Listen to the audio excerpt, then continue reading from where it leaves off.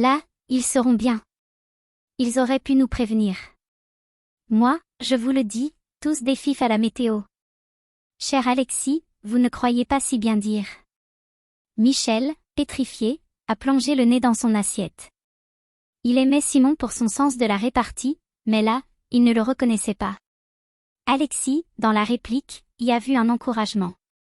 Puis je me demande si ce sont pas des juifs en plus. Michel a fermé les yeux pour prier. Inquiet, il s'est tourné vers Simon. Alex sentait que quelque chose ne tournait pas rond. Seul Simon ne semblait nullement affecté. Qu'est-ce qui vous fait penser cela, Alexis? Quand c'est pas l'un, c'est l'autre? Simon a longuement observé son invité se tranchant un beau morceau de bavette.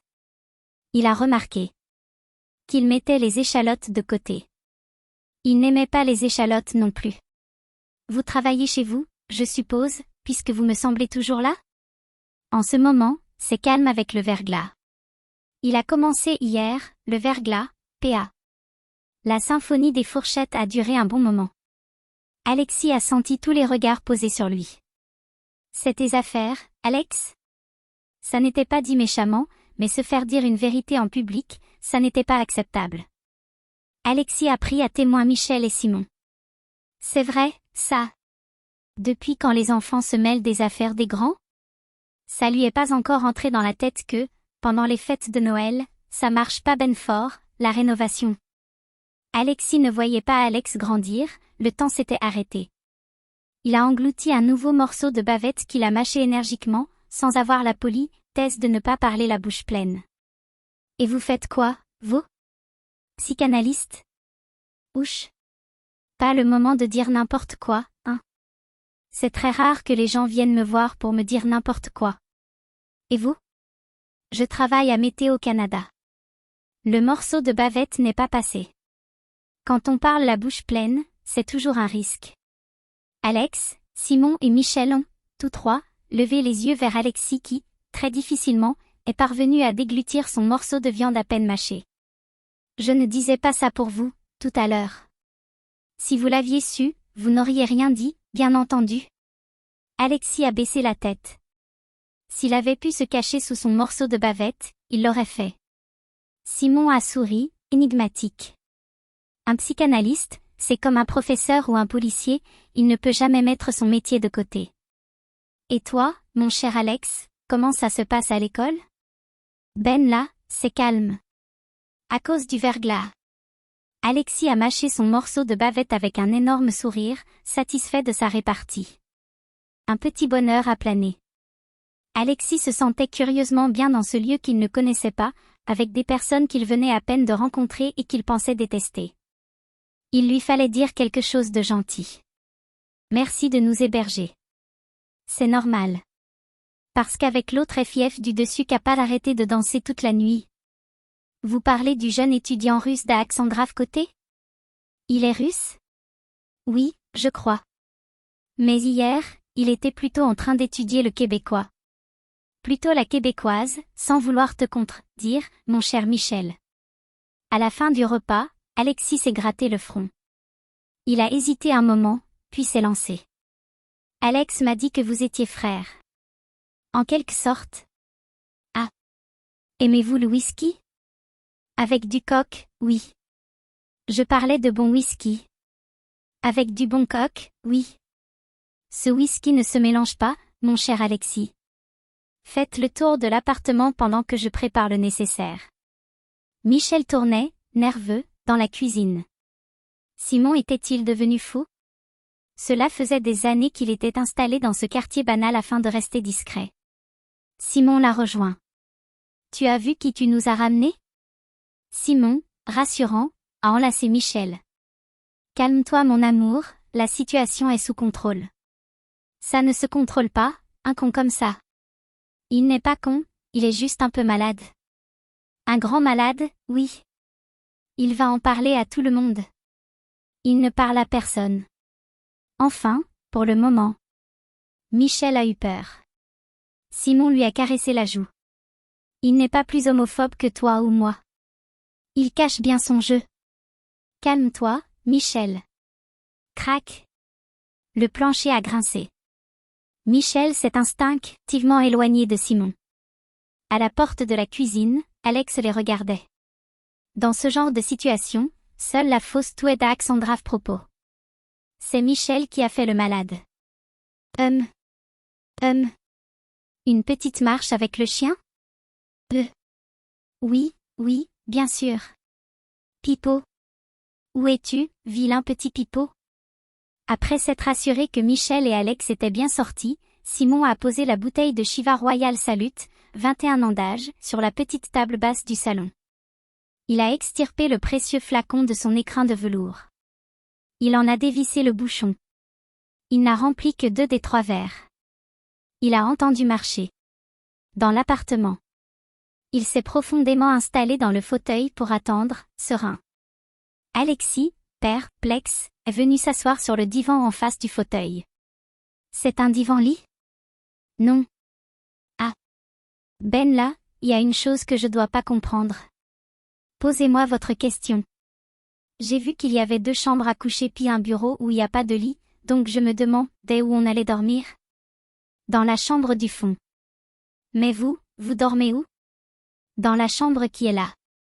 Et votre frère? Dans la chambre qui est là. Ah. Ça m'a l'air d'être la même.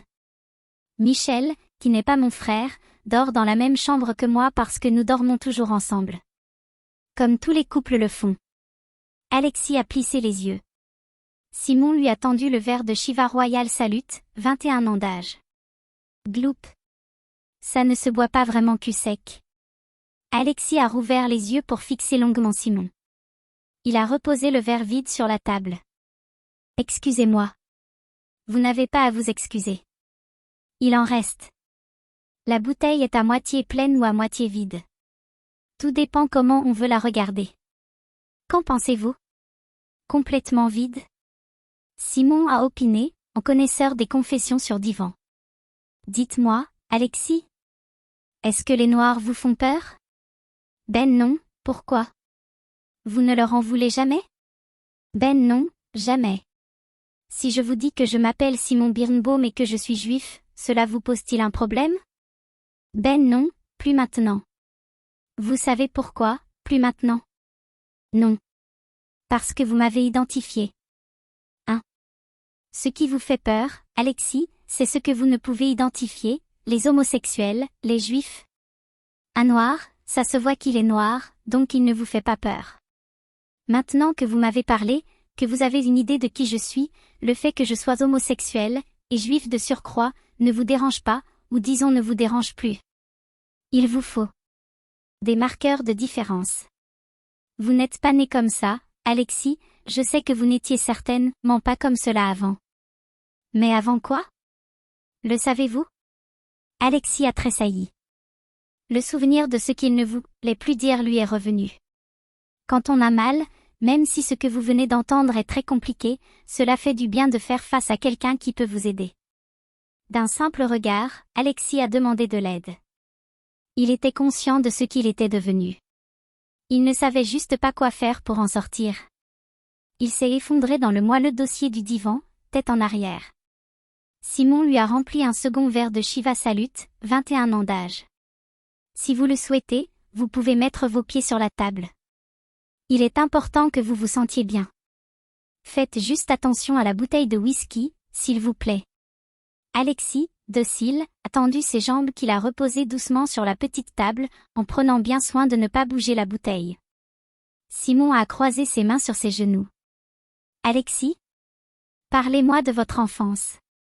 Alexis n'a pris qu'une toute petite gorgée de whisky. Il l'a retenue en bouche pour que ses papilles en saisissent toutes les saveurs. Il a reposé le verre devant lui et a pris une grande bouffée d'air pour remonter le temps au plus profond de lui-même. Roulade. Dans la rue, le rire d'Alex a éclaté. Il ne pouvait s'arrêter. Mais comment il arrive à faire ça? Pipo, suivant la main de Michel qui tournoyait, se roulait dans la glace.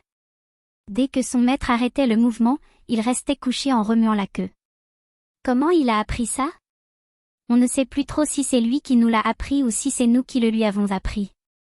Moi, je pense que c'est vous. Des fois, les animaux ont les choses déjà en eux et on ne fait que les découvrir. comme chez les êtres humains. Alex a bien compris que Michel voulait lui passer un message, genre, le monde est beau. Il n'avait pas envie de l'entendre. Cela lui rappelait les cours de morale à l'école. Qu'est-ce qu'il sait faire d'autre? Michel a claqué des doigts. Pipo s'est mis à ramper. Je peux essayer? Essaie, ça va peut-être marcher. Ça dépend de lui. Alex a claqué des doigts. Pipo a rampé. Roulade. Pipo s'est roulé par terre au rythme de la main d'Alex, stupéfait de se faire entendre. Il fait ça avec tout le monde? Non. Alex n'en revenait pas. Lui, le bon à rien, aimait ressentir qu'il était capable d'une chose dont d'autres étaient incapables. Mais toute victoire a un prix. Maintenant, il faut le féliciter. Je lui dis quoi? Tu le caresses et tu lui dis que tu es content de lui. Ce qu'il souhaite faire, c'est juste te faire plaisir, sœur. Alex a caressé Pipo qui s'est mis sur le dos.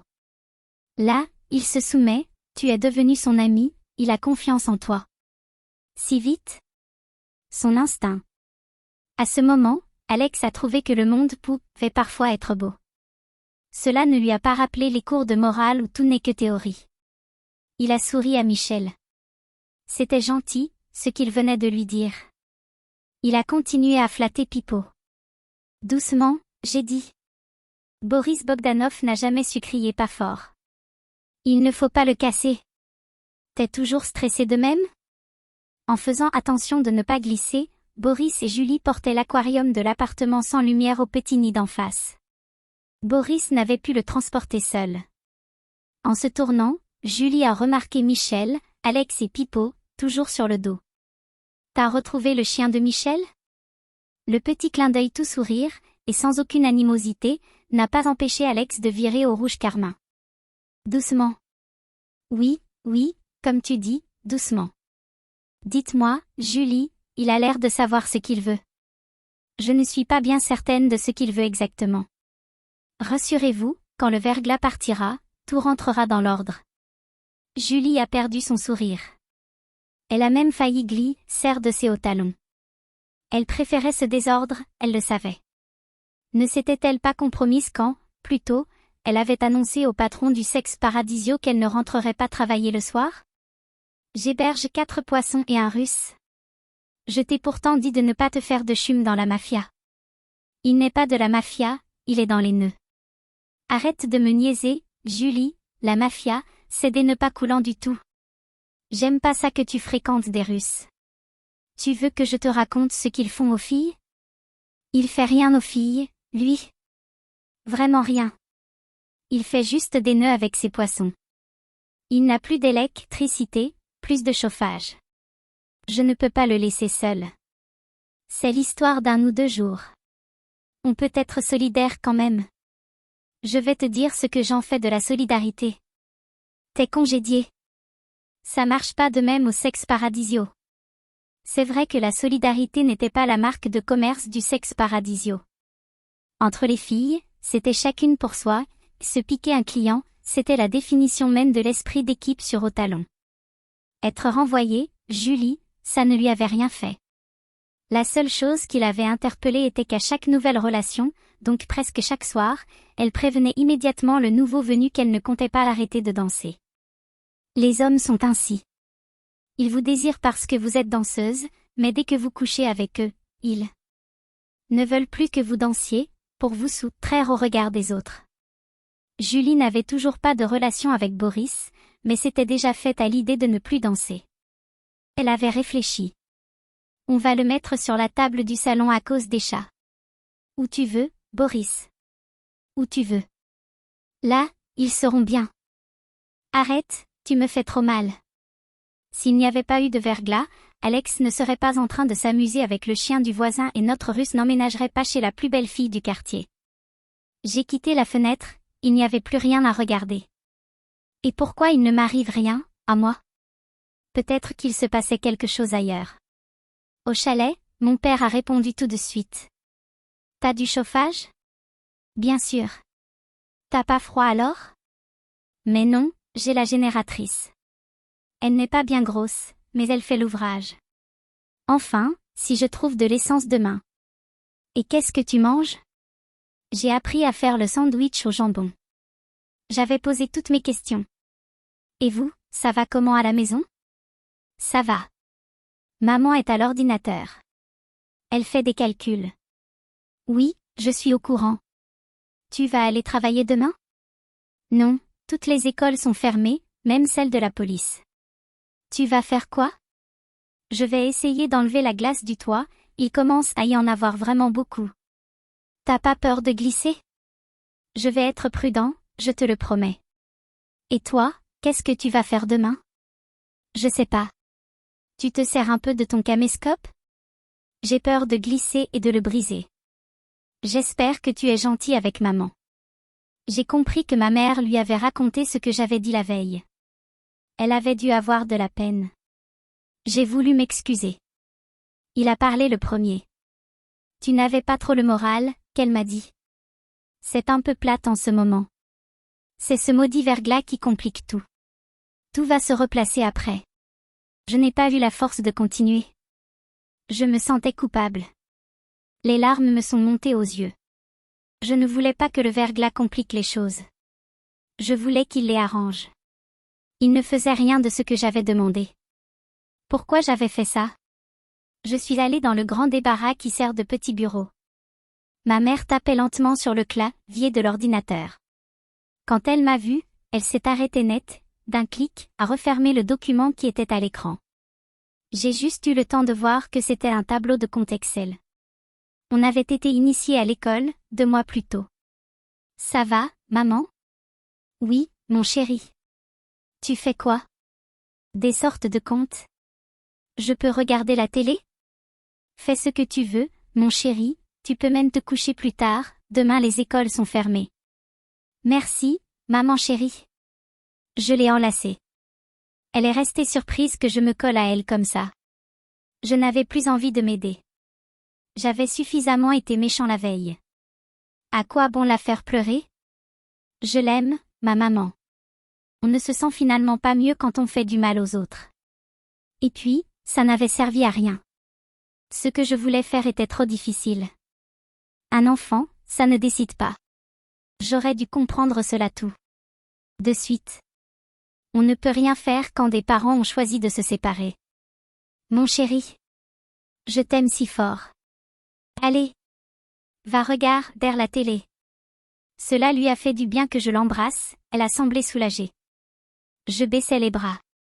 Séparez-vous, partagez-moi, je ne dirai plus rien. Je me suis enfouie à la place de mon père, dans son fauteuil avec sa télécommande. C'était avant. Il fallait que j'arrête d'espérer qu'il revienne et que la vie à 3 allait reprendre. J'ai passé en revue toutes les chaînes. Sur LCN, ils ne parlaient que du verglas. Ça faisait bien leur affaire. Mais le problème de l'information en boucle, c'est qu'on finit par se répéter. À force d'entendre et d'entendre la même chose, j'ai commencé à multiplier, pour rire, enfin pour ne pas pleurer. 700 000 foyers sans électricité fois le nombre de centres d'accueil auxquels j'ajoute 1000 bénévoles que je multiplie par 25 mm de glace. Ça fait combien? Le bilan de cette tempête de verglas pourrait être effroyable. On parle déjà de plusieurs dizaines de millions de dollars de dégâts. Surtout que le verglas n'en a pas fini de tomber. J'avais honte de ce que j'avais provoqué. Si cela avait permis de résoudre mon problème, ça ne m'aurait rien fait, mais, pour rien. J'ai couru vers ma chambre. J'étais en colère. J'ai fait une courte escale dans le grand débarras qui sert de petit bureau. Bonne nuit, maman. Elle n'était pas là. Mes yeux se sont posés sur le bac de l'imprimante. Sur la feuille de compte, 2 colonnes, toi, moi, et des tonnes de chiffres. J'ai lu, caméscope, 1000 $. Dans la colonne, toi, il était inscrit, 500 $. Pareil dans la colonne, moi. Un commentaire précisait, on était encore ensemble. Ça n'est pas le cadeau qui compte, c'est le geste. Facile à dire. Tout ce qui était dans la maison était listé. J'ai compris que mon père conservait les électros mais devrait se séparer du divan et de son précieux fauteuil en cuir. Cela valait 3000 $? Mon père gardait la télévision à $600, mais se séparait de l'ordinateur à 800. J'ai vu une ligne, pension alimentaire, $500, Lars. Il y en avait pour un an. J'ai compris que mon père ne paierait pas jusqu'en avril parce que ma mère prenait le grand lit double, puis le grand meuble du salon, tout ça pour $2000. Au milieu des comptes, j'étais comme un meuble. Je valais à peine plus cher que le divan. J'ai entendu la chasse d'eau dans les toilettes. Ma mère n'a pas eu le temps de sortir que j'étais déjà dans ma chambre. Clac. Le ciel n'avait rien fait pour moi, au contraire, ma situation empirait de jour en jour, d'heure en heure. Je me suis mis à la fenêtre. J'ai fixé le ciel et j'ai crié. Arrête, tu me fais trop mal.